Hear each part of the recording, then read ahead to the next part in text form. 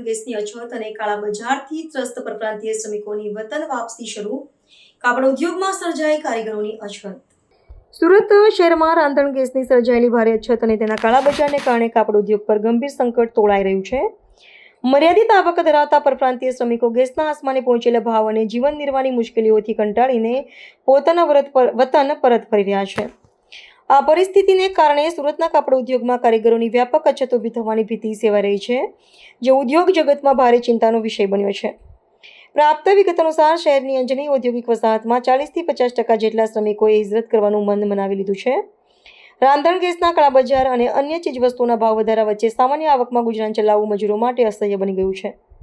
બીજી તરફ કાપડ ઉત્પાદકો સૂતરના વધતા ભાવનો સામનો કરી રહ્યા છે, જેનાથી ઉદ્યોગ પર બેવડો માર પડ્યો છે।